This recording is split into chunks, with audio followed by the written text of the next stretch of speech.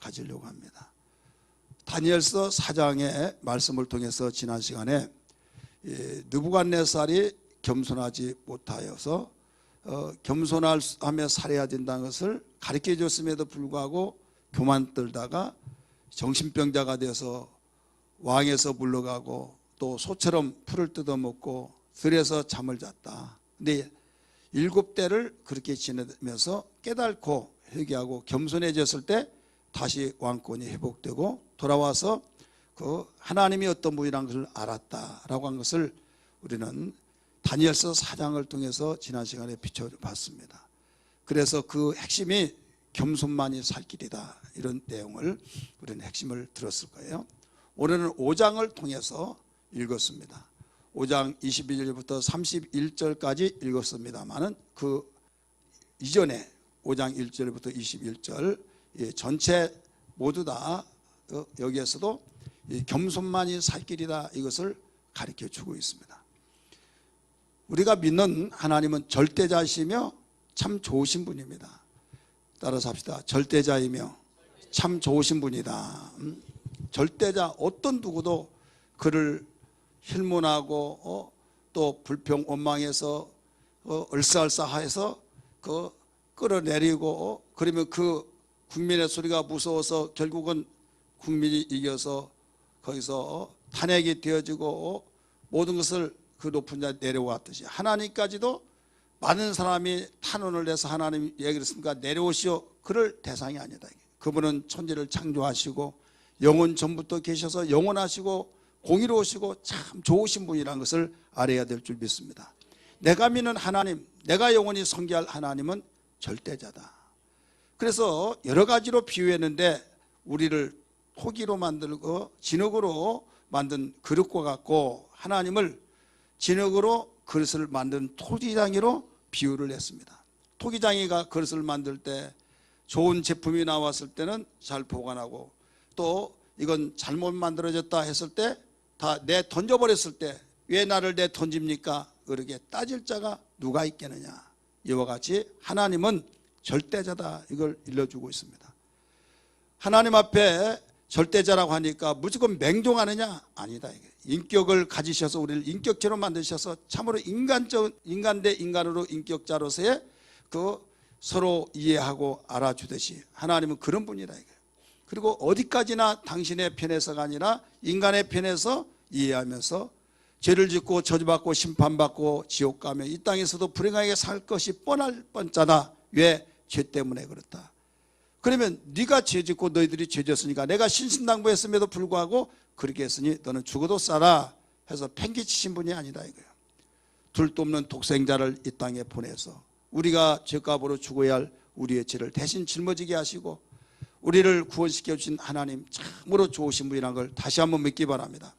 사람은 좋다가도 시간이 흐르면 지혜와 명예와 돈이 있다고 보면 변해요.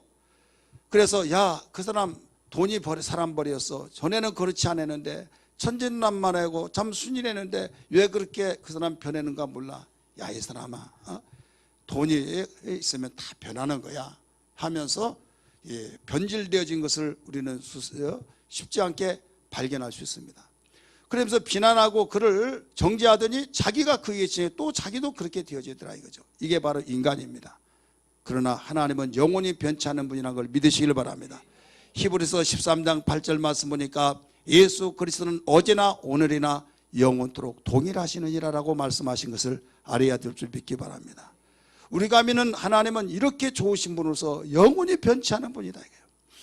그 좋으신 분이 우리를 향해서 나타나 우리에게 절망 속에 있는 자를 소망을 주시고 슬픔 속에 있는 자를 이루하시고 또 가슴 아리한 삶을 쓰다듬어 주셔서 눈에 보이지 않지만은 영으로 계신 하나님이 우리를 찾아주셔서 이렇게 이루와 소망과 또 절망과 좌절 속에 있는 자를 이끌어서 그 기쁨으로 인도하신 걸 믿으시기를 바랍니다. 그래서 내 평생에 하나님 없이는 살 수 없다는 고백이 나올 수밖에 없는 거예요.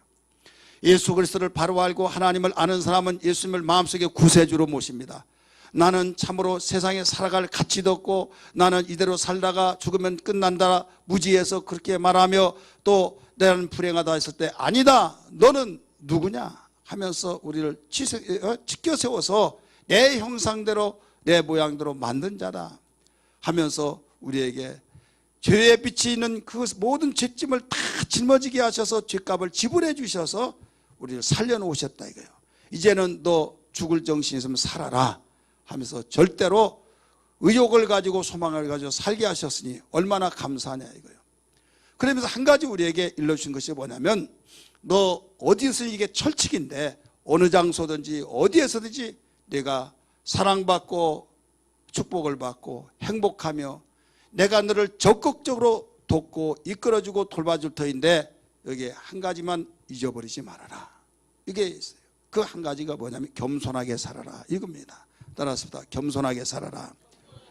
네가 아무리 높은 자리 있고 명성이 있고 잘 나간다 할지라도 너 교만 떨면은 너는 추락에 떨어진다. 이걸 일러주신 거예요.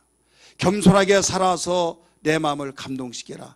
나는 어떤 누구든지 겸손하게 살면은 내가 어디든지 찾아내서 너를 축복으로 이끌고 네가 이경 속에 있을 때 건져내고 내가 슬픔 속에 있을 때 눈물을 닦아주고 내가 절망차질했을 때 내가 높여줘서 겸손한 자는 이렇게 되어진다. 이걸 보여주겠다는 거예요. 그런데 교만을 하다가 보면 네가 아무리 좋은 자리 있을지라도 추락에 떨어져서 교만한 것은 이런 것이다. 이걸 보여주겠다는 겁니다. 그러니까 예수 믿기는 너무 쉽기도 하고 여러분 신앙생활에서 행복하고 축복받고 우리의 삶 속에서 정말로 나 최고 행복할 거야. 우리 가족 행복할 거야. 이건 간단한 겁니다. 여러분 하나님의 뜻은 복잡하지 않습니다. 성경이 이렇게 두꺼운 그 세계에 이 내용들이 많이 있지만 종합하고 정리하고 점령해서 압축시키면 엑기스로 압축시키면 겸손한 자만이 사는 것이다.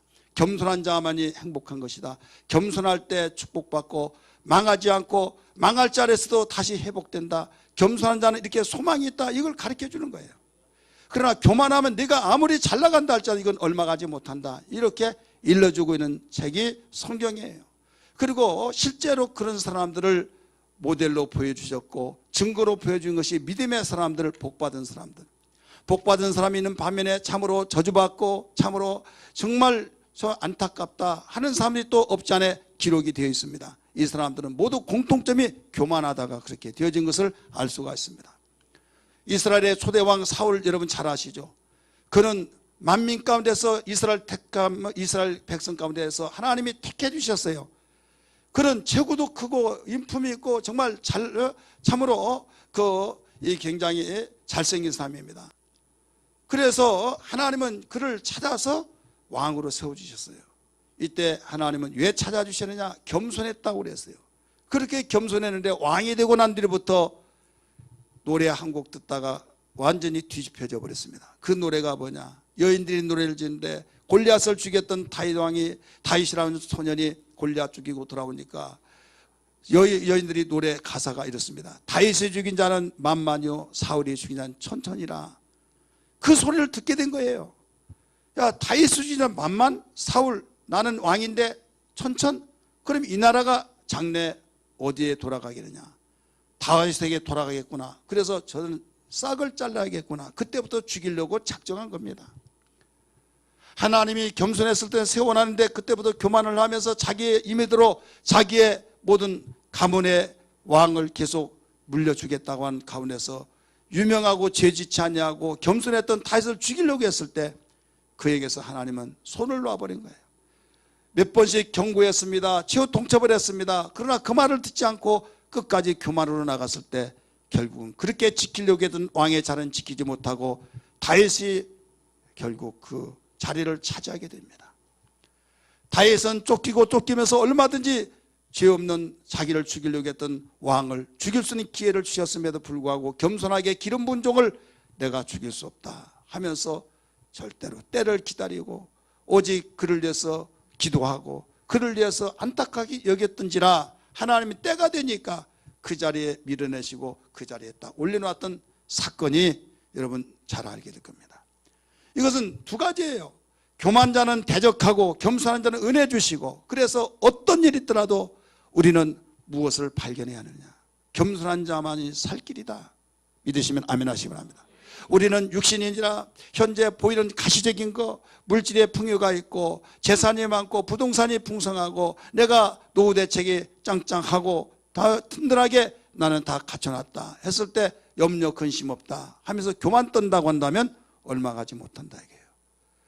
독에다가 물을 채워놨더라도 물에 구멍이 나요. 밑에 독 구멍이 나면 언제 모르게 다 술술술 새나가면서 빈 그릇만 되어지듯이 한 방울씩 떨어지더라도 언제 저기에 가득 채워질까 하지만은 거기에 하룻밤 자고 나면 철철 넘치듯이 여러분 겸손은 그와 같은 거예요.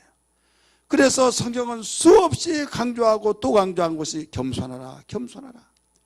교만하면 너는 망한다. 겸손하면 흥한다. 교만하면 너 장래가 없다. 겸손한 자는 장래가 있다.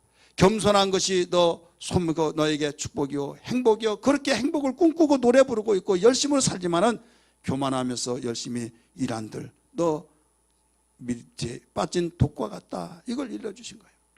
그러므로 우리는 기도할 때 하나님 무엇보다 내 평생에 겸손의 허리를 통이고 겸손의 능력으로 겸손의 삶을 살게 하여 주옵소서. 겸손만이 내 살 길인 걸 믿습니다. 겸손이 나의 가장 큰 재산 중에 재산입니다. 기업 중에 기업입니다. 이 고백이 되어야 될 줄 믿으시길 바랍니다. 할렐루야.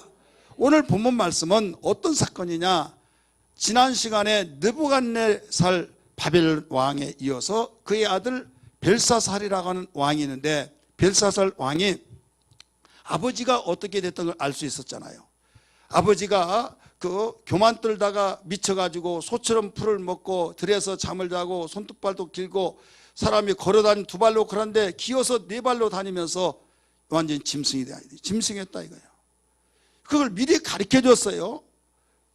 다윗이 꿈을 그 두 번째 꿈꾸었을 왕이 두 번째 꿈꾸었을 때 해몽을 하지 못해서 죽을 지경에 있을 때 다윗을 불러서 너는 해몽해달라 해서 해몽을 내서 이미 처방책까지 주었음에도 불구하고 교만을 떨어서 결국은 그대로 되어졌던 것을 잘 들었을 겁니다. 이때 왕이 7대를 통해서 소처럼 들여서 풀을 먹고 이슬을 맞으며 살 때 깨달으면은 곧 회개하면은 다시 회복하게 됩니다 해서 회복이 되었습니다. 회복되고 난 뒤에 하늘에 계신 하나님을 내가 찬양한다. 그분만이 영원한 나라를 이루시고 그 나라는 망하지 않는다 하면서 얼마나 그거를 하나님을 찬양했는지 몰라요. 그것을 누가 봤어요? 주변의 사람이 다 봤지만 그의 아들이 측근해서 부인할 수 없는 그 사건을 봤다 이거예요. 그래서 그는 이제 나중에 하나님을 잘 섬기고 이 세상을 떠났습니다마는 그 떠난 자리를 누가 자리에 앉았느냐, 그의 아들 벨사살이라고 하는 아들이 왕위에 앉아 있습니다.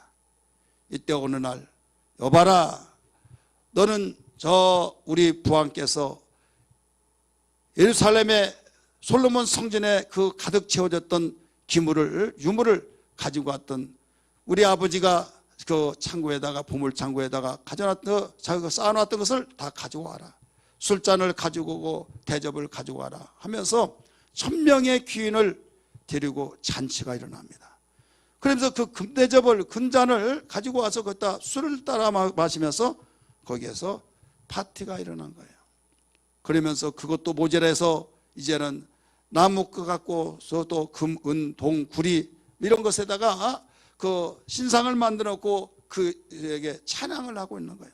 찬양하고 있을 때 느닷없이 석회석에 있는 그 벽에다가 손들이 막 복수가 나옵니다. 손들이 나타나서 팍 글씨가 써집니다. 글씨가 착착착착 써진데 그 글씨에 의해서 완 충격을 받고 나자빠져 버립니다. 심장이 벌렁벌렁하면서 그때부터 나타난 것 같아요. 막 그래가지고 완전히 혼비백산 되어가지고 정신을 차리면 비쩍비쩍하면서 그가 그걸 목격한 순간부터 잠을 이루지 못합니다. 잠을 이루지 못하면서 이게 무슨 뜻인가, 이게 무슨 뜻인가. 그래서 유명한 전문가들을 다 불러서 이 글씨가 무슨 뜻이냐 물어보더라도 대답할 사람이 없는 거예요. 알아맞출 사람이 없어요. 그래 계속 왕의 몸은 나약해지고 잠을 자지 못하다 보니까 완 죽을 지경이죠. 이때 왕후가 이렇게 말합니다. 왕후여, 평안함을 가지세요. 왕후여, 번민하지 마세요. 부왕께서 귀 있었던 다니엘이라는 사람인데 그 다니엘을 부르면 다 해답을 내려줄 것입니다. 라고 말했어요. 그는 아무리 부르고 알려고 했지만은 해답을 가르쳐 줄 사람이 없어서 이런 조서를 내립니다. 내가 봤던 그 글씨를 읽어 해석한 자에게는 통치자를 세 번째 위치에 있는 통치자를 주겠다 이거예요. 셋째 치리자 통치권을 주겠다는 거예요. 그래서 다니엘이 이제 불러서 왔습니다. 네가 우리 부왕께서 유대에서 사로잡아온 다니엘이냐? 예, 그렇습니다. 내가 듣는 말에 의하면 너는 못할 것이 없다고 하는데 신들의 아들들이 네 속에 가득해서 다 알아맞춘다고 하는데 한번 알아맞혀라. 그 글씨 내용이 뭐고 뜻이 뭐냐라고 물어봤어요. 이때 왕이요, 22절 오늘 본문에 그랬잖아요. 벨사살이요, 당신은 부왕께서 그 모든 하는 것을 알고도 이렇게 했지 않습니까? 하면서 그래서 손가락이 나타나서 글을 써 내려졌습니다. 하면서 그 글은 이렇습니다. 뭐라고 나왔어요? 메데메데 데겔 우바르신이라고 하는 글을 썼습니다. 하면서 끝을 쫙 설명해냅니다. 설명해냈을 때 약속대로 셋째 치리자로 세워주고 난 뒤에 그날 밤에 암살돼서 죽고, 그 다음 다리오 왕이라고 하는 사람이 그 나라를 차지하게 되었습니다. 오늘 이 내용이 5장에 나옵니다.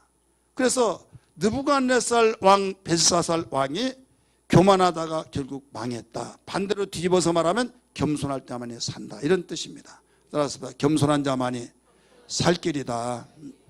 우리는 어떤 일이 있더라도 비록 궁핍하고 내가 살림살이에 좀 궁핍해서 살아가는데 형편이 어려웠고 쪼들리고 한다 할지라도 뭔만은 있으면 소망이 있어요? 겸손하면. 따라서 겸손하면 소망이 있다. 믿으시면 아멘 하시기 바랍니다. 세상의 사람은 원인이 어떻게 됐든지 과정이 어떻게 됐든지 간에 어떤 가운데서 나에게 가시적인 거, 물질적인 거, 눈에 보이는 것만을 많이 확보하면 부자다, 잘 산다, 나 노후대책 충분하다, 충분하다, 나는 이걸로 편히 먹고 마실 수 있다 라고 합니다.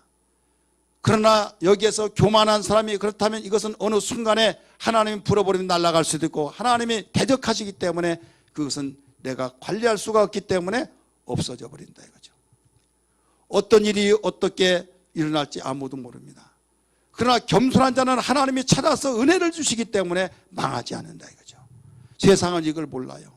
그러나 당신을 믿고 섬기는 자들에게 이걸 일러주셨습니다. 사랑하는 내 아들들아, 사랑하는 내 딸들아, 겸손하게 살아라. 겸손하게 사는 자는 내가 너를 철저하게 보호하리라. 할렐루야. 철저하게 이끌어 인도하리라. 철저하게 내가 너를 밀어주리라. 그래서 하나님께서 성경에 수없는 사람들이 복받고 어려운 이경 속에 저 사람 망했다는데 반드시 그 별처럼 빛나는 놀라운 사건이 일어난 사람은 모두 겸손을 생활했던 겸손한 사람의 공통점이 있다는 걸 믿기 바랍니다. 다윗이 그랬죠. 다윗 반대로 사울은 교만 떨다가 망하고 다윗은 겸손으로 그 자리를 차지하게 됐죠. 다니엘 여러분 겸손하게 죽으면 죽으라고 말씀을 순종하고 하나님께 영광을 돌려서 사자굴 속에 살아났죠. 요셉 그랬죠. 여러분 그 세 친구 그랬죠. 다니엘 세 친구 그랬죠. 믿음의 사람 모든 사람이 공통점이 그러는 거예요. 오늘날도 똑같습니다. 그러므로 여러분 결단하기를 주님 겸손만이 살 길이니 내 마음속에 겸손의 능력을 주시옵소서. 겸손으로 살아갈 수 있도록 주여 지혜를 주시고 능력을 다하여 주셔서 나에게 여러 가지가 부족하고 나에게 궁핍하고 나에게 어떤 상황이 이겨싸임 속에 있을지라도 겸손한 자는 하나님이 모든 것들을 이끌어 밀어주시고 돌봐주시고 위경에서 건져내는 걸 믿사오니 이것이 나의 재산 목록 1호입니다. 이것이 나의 살 길입니다. 이 확신 가지고 살아야 될 줄 믿습니다. 우리 옆에 분에게 우리 겸손하게 사십시다. 교만하면 망합니다. 겸손하면 승리합니다. 회복됩니다. 믿으시길 바랍니다. 이건 절대적입니다. 그럼 도대체 겸손이란 건 뭐냐? 이게 겸손이란 것이. 겸손은 성경에 나온 대로 말한다면 여러분 하루 종일 이야기하더라도 다 못해요. 그러나 본문이라고 하는 그 범위 안에서 지난 시간에는 4장 범위 안에서 말씀을 드렸어요. 오늘은 5장 범위 안에서 두 가지로 말씀을 드리려고 해요. 겸손이라는 건 뭐냐? 내가 알았으면 깨닫고 곧바로 행하는 것이 겸손이다 이거예요. 따라서 합시다. 내가 알았으면 깨닫고 바로 행하는 것이다.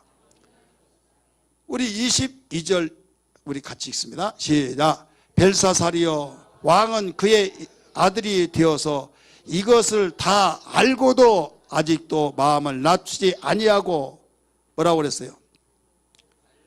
알고도 낮추지 않았다. 아버지가 그렇게 교만 떨다가 미치광이가 되어지고 겸손했을 때 회개함으로 다시 회복되는 걸 알고도 오히려 자기를 낮추지 아니했지 않습니까? 이거예요. 이미 알았다 이거예요. 이미 알고도 낮추지 않았을 때에 도리어 자신을 하늘의 주제보다 더 높였다고 그랬어요. 우상을 섬긴 것을 찬양했다고 그랬어요. 이게 바로 교만이에요. 알았으면 바로 그때 이렇구나, 내가 정말 미련했지 하면서 우리 아버지를 통해서 내가 바로 알았다, 깨달았다, 그러면서 바로 길을 방향 전환해야 된다. 이런 일 있죠. 집안에 내력이라는 말이 있는데, 이 도박하는 아버지가 있는데, 도박하는 아버지 밑에서 자랐어요. 그래서 또 도박을 해요. 그러다 보면 또 그 아들도 또 도박하고, 그러다가 패가 망신되죠. 그러면 사람들이 그 집안 그 피가 어디에 가냐고 하면서 그런 말을 하죠. 근데 어느 집안은 이런 일이 있어요. 아주 도박 도자도 안 듣기 싫다고 하면서 거기에 돌이켜서 거기에 가담하지 않습니다. 아버지 안 닮았네. 나는 지금 아버지라고 하지만 듣지 않으니까 뭐라고 그래? 지 애비 안 닮았네? 그러죠. 왜 그런가 하면 우리 아버지를 통해서 내가 어렸을 때 봤는데 돈 잃으니까 화풀이를 우리 어머니한테 막 쥐어 패고 몽둥이 패고 막 하는 거 볼 때 어렸을 때 충격을 갖고 난 절대 도박 안 하겠다. 깨달았다 이거예요. 깨달아서 자기는 거기에 완전히 아버지가 갔던 것을 이건 잘못한 거야 하고 돌아서서 방향전환을 했다 이거예요. 우리는 세상의 풍습을 따라서 세상의 흐름을 통해 세상을 이러는 거야 라고 생각하다가 성경의 말씀을 통해서 배워서 들어서 우리가 성령의 조명을 통해서 깨달아졌어요. 이때 이게 아니로구나 하면 여기에서 돌아설 줄 아는, 이게 겸손이다 이거예요. 돌아서면 나에게 너무 좋은 것만 있는 건 사실이지만은 나에게 압박하는 자가 있더라 이거예요. 나의 친구들이 너 미쳤다, 이랬다 저랬다, 집안에서 부모 형제까지도 심지어는 예수 믿는 것 때문에 하나님 말씀을 듣고 순종하는 일 때문에 여러 가지 압박 속에서 핍박 속에서 그럴 때가 있다 이게. 그럴지라도 이것이 살 길이다 라고 안다면 우리는 그 길로 가야 된다 이 말이에요. 그래서 주님은 말씀하시기를 나를 믿고 따른 자들을 향해서 이런 말했어요. 나를 위하여 핍박을 받고 멸시를 받고 천대를 받고 욕을 얻어먹는 자는 복이 있다. 뭐가 그게 복입니까? 욕 얻어먹는 것이. 그런데 바른 일을 하다가 욕 얻어먹는 거 복이 있다 이게요. 그것 때문에 돌이키지 못한 자들이 많이 있어요. 이 자리에 참석하는 우리 성도들이요, 우리는 교회를 통해서 배운 것들이 많이 있죠. 이 설교를 통해서도 깨닫게 되고 성경 공부를 통해서 깨닫게 되기도 하고, 기도하다가도 깨닫고, 하나님 말씀을 통해서 묵상하다가 깨닫고, 그러면 깨닫고 난 뒤에 곧바로 깨달은 즉시에 우리는 방향전환을 할 수 있는, 그러면 뭐가 일어나냐? 변화의 역사가 나타나는 걸 믿기 바랍니다. 겸손한 자만이 할 수 있는 것이죠. 이게 겸손이에요. 우리 개관교회 등록해서 첫 번째 신방할 때 제가 액자를 가지고 갑니다. 빌립보서 4장 9절 말씀 우리 같이 한번 읽어볼까요? 시작. 너희는 내게 배우고 받고 듣고 본바를 행하라. 그리하면 평강의 하나님이 너희와 함께 계시리라. 자, 우리는 주님에 대해서 배워요. 세상의 지식을 많이 배웠지만 예수에 대해서, 하나님에 대해서, 교회에 대해서, 성령에 대해서 무지합니다. 이때 배우라는 거예요. 하나님이 어떤 분이고 성령님이 어떤 분이고 교회가 어떤 무엇이고 또 우리는 예수님이 어떤 분이고 배웠을 때 그렇구나 깨달아져요. 그 다음에 또 은혜를 받았어요. 하나님께서 은혜를 받고 그 다음에 또 들었어요. 그럴 때 종합해서 나에게 정리가 돼요. 이런 것이구나 알고 깨달은 만큼 내가 행하는 겁니다. 방향전을 한 겁니다. 이게 바로 겸손이라 이거예요. 왕은 부왕께서 모두 하는 것을 보았으면서도 알면서도 자신을 낮추냐고 아니하고 더 교만해지고 오히려 알지도 못하는 우상을 섬기면서 그를 찬양하고 있습니다 라는 것을 가르쳐 줬잖아요.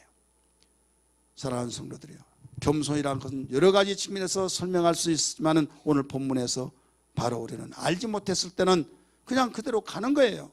누구든지 망할 길이요, 죽일 길이라도 누가 뭐라고 하더라도 나 시샘 때문에 이리 못 가게 한다 할 때는 가는 겁니다. 그래서 내 백성이 지식이 없으므로 망한다고 말씀했어요.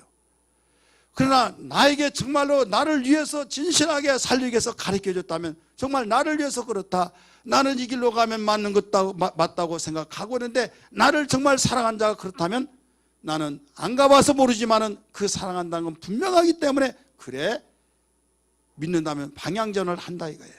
믿으시길 바랍니다. 예수님이 나의 구세주요, 하나님의 사랑을 입고 이 세상에 오셔서 나를 구원하신 구세주인 걸 믿으시면 아멘 하시기 바랍니다. 주님이 말씀하시기를 겸손하라, 너 이거 지켜라, 이거 지키지 않으면 너는 장래가 없다, 소망이 없다 이거예요. 겸손할 때만이 살 수 있다. 이것을 안다고 한다면 아멘하고, 겸손인데 겸손이 뭐냐? 하나님의 말씀을 듣고 깨달아진 것을 아멘하고 그 순종해 나가는 삶, 방향전에 나가는 삶이 겸손이니 우리는 이 겸손만이 살 길인 겸손을 바로 알고 생활해야 될 줄 믿으시길 바랍니다. 여러분, 시간마다 설교를 듣고 또 배우고 찬양하며 깨닫고 너무 찬양이 좋아. 뭐가 좋습니까? 찬양이, 성가대들 찬양의 노래 곡조가 좋아서 좋습니까? 가사가 좋아서 좋습니까? 그 영감을 통해 가슴에 치밀어 와서 좋습니까? 그냥 좋아서 좋다고는 의미가 없는 거예요.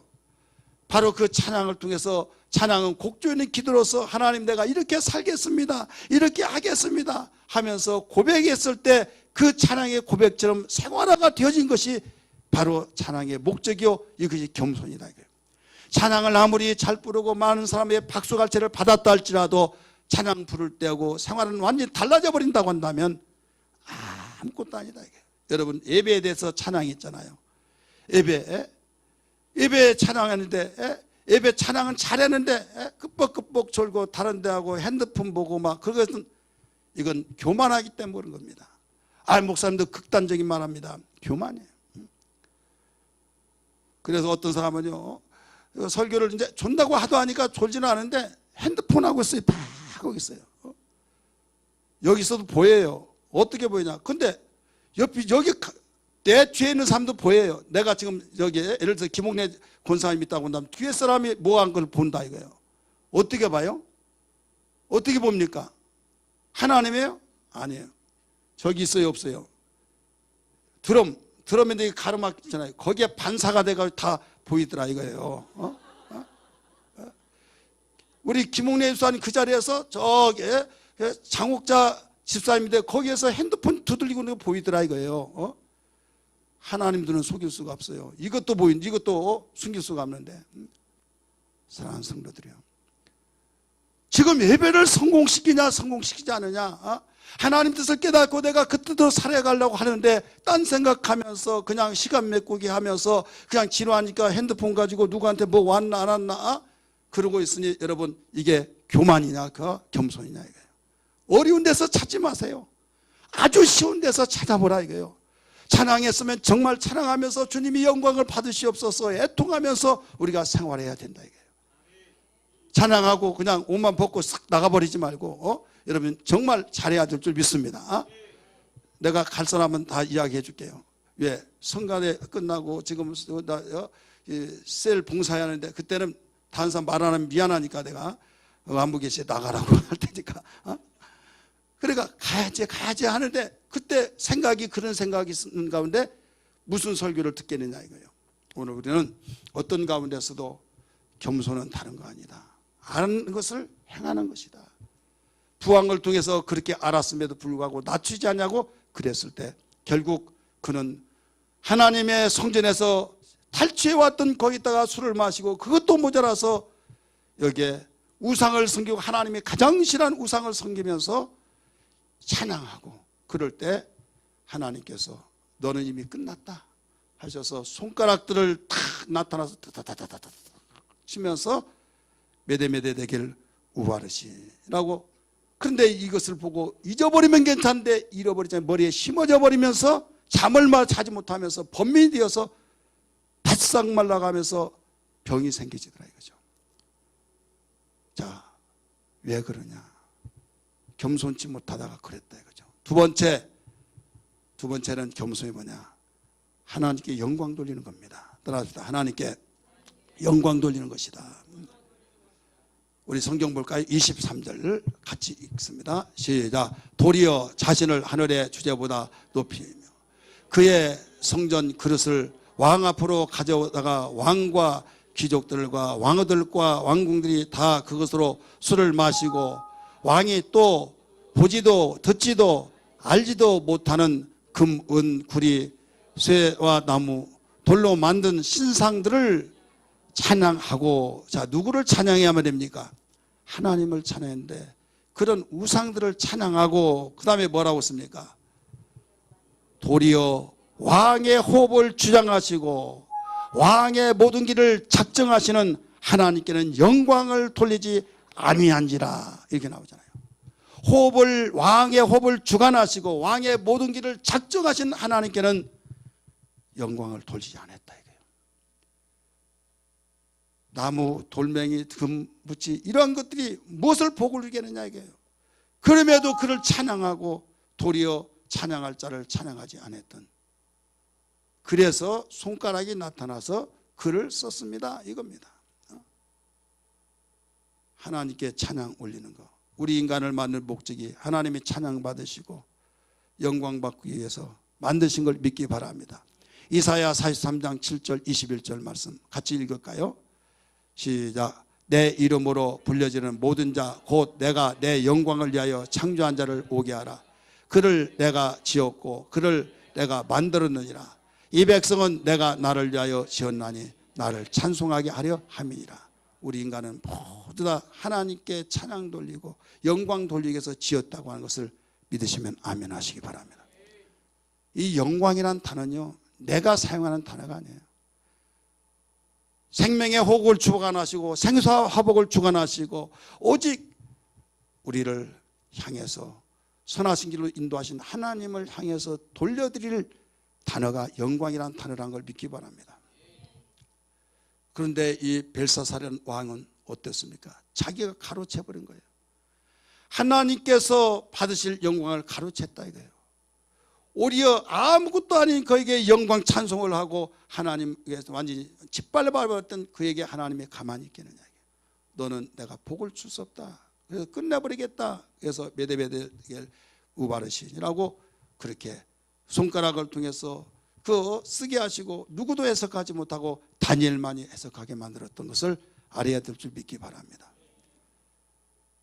성경에 보면 두 가지 대조적인 사건이 나와요. 하나는 하나님께 영광을 돌리지 아니해서 죽게 된 사람이 있고, 하나는 하나님께 영광을 돌려서 끝까지 하나님께서 사용하는 사건이 나오는데, 사도행전 12장 23절 우리 같이 한번 읽겠습니다. 시작. 헤롯이 영광을 하나님께로 돌리지 아니하므로 주의 사자가 곧 친히 벌레에게 먹혀 죽으니라. 주의 사자가 치니까 벌레가 먹혀 죽겠다. 이것은 가시적으로 볼 때는 벌레 먹어 죽었어요. 오늘날 말하면 그 폐결핵에 의해서 죽었다. 그 영적 의미에서는 천사가 치니까 그렇게 되었다. 헤롯이 왕입니다. 연설을 했어요. 많은 사람이 막 박수를 치며 기립박수하면서 신기하시냐 막 그랬어요. 얼마나 말을 잘하는지 완전히 마음을 뺏었다가 집어넣었다가 막 혼을 집어넣었다가 뺏었다 하듯이 얼마나 설득력이 좋은 연설을 잘하든지 막 다 일어서 왕이야 하니까 이건 왕이 아니라 신이십니다 막 박수를 쳤어요. 여러분, 하나님의 피조물 된 사람이 자기가 왕입니까? 이거 신입니까? 아니잖아요. 이걸 절제하고 나는 신이 아닙니다 해야 하는데 너무 좋은 거예요. 그래서 그대로 받아들였어요. 이럴 때 주의 사자가 이 괘씸한 것 봐라. 저를 만드신 창조주를 모르고 지가 차지해? 그래서 쳐버렸어요. 그랬더니 축 맞아 죽었다는 내용이에요. 바울과 바나바도 마찬가지예요. 여기에서 똑같이 그런 사건들이 일어납니다. 사도행전 14장의 사건을 여러분 길기 때문에 여기에 올리지 않았습니다만은, 거기에 누스트라라고 하는 곳에 가서 복음을 전하는데 앉은 병이 나면서부터 걷지 못한 자가 일어나서 막 걸어요. 설교를 잘 들어서 믿음 있는 것이 눈에 보이는 거예요. 믿음 볼 수가 없는데 눈이 아주 동그라면서 바울이 이쪽으로 가면 이쪽으로 쳐다보고 저쪽으로 쳐다보면서 눈동자가 흩어지지 않는 거예요. 그러니까 눈동자가 흩어지지 않으면 믿음이 보인다 이 말입니다. 근데 믿음이 보여요 안 보여요? 눈이 안 보이는 거예요. 믿음 있는 자를 통해서 하나님 역사하니까. 바울이 뭐 믿음을 본 하나님입니까? 아니잖아요. 근데 어디를 보고 믿음 있는 것을 보고 했는가 하면 눈이 동그라면서 막 아멘 아멘 아멘 막 씹어서 먹는 것처럼 막 얼마나 눈이 반짝반짝해서 아멘 아멘. 그러니까 한눈에 막 탁 보이는 거예요. 그래서 넌 적지 일어나라. 예수님이 일어나자 벌떡 일어난 거예요.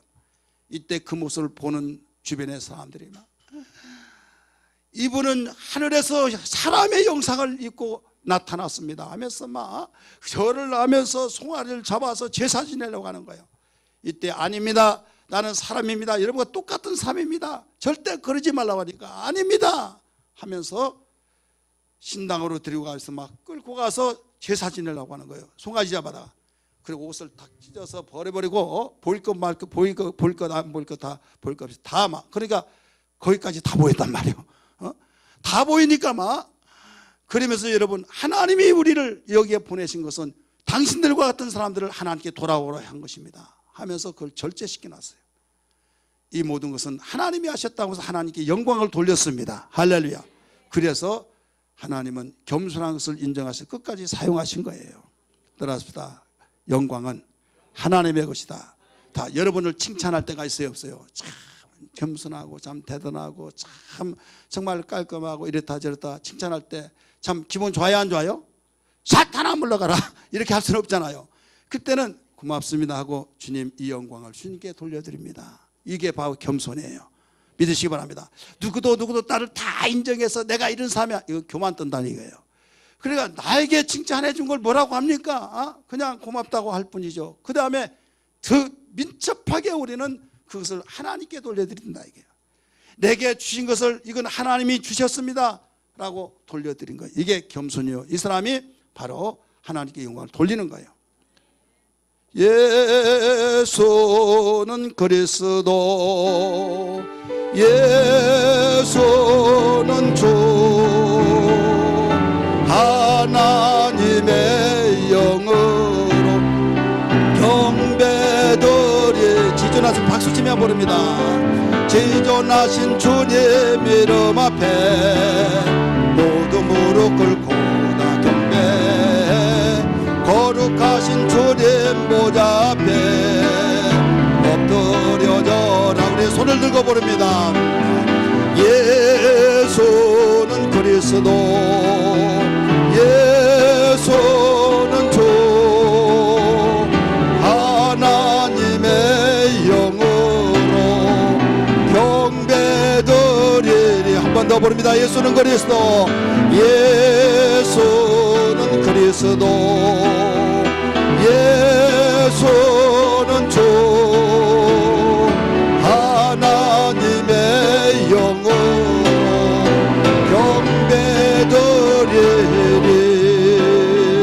경배드리리. 아멘. 아멘. 일생에 우리 기도의 제목이 있다고 한다면 하나님 내 평생에 겸손하게 살게 하여 주옵소서.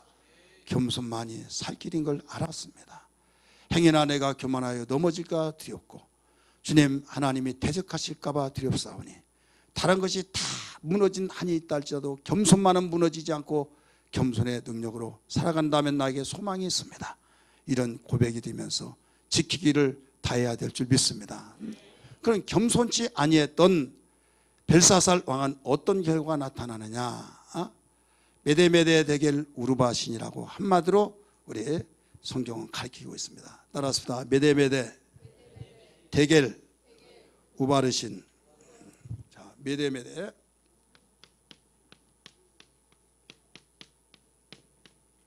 데겔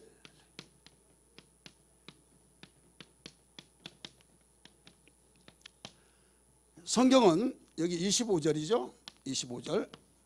손가락이 나타나서 손가락들이 팍 나타나더니 무슨 글씨가 나오는데 이 글씨를 해석할 자가 없고 천하의 모든 사람들을 다 불러서 말했지만 해석할 길이 없어서 번민했다고 그랬잖아요.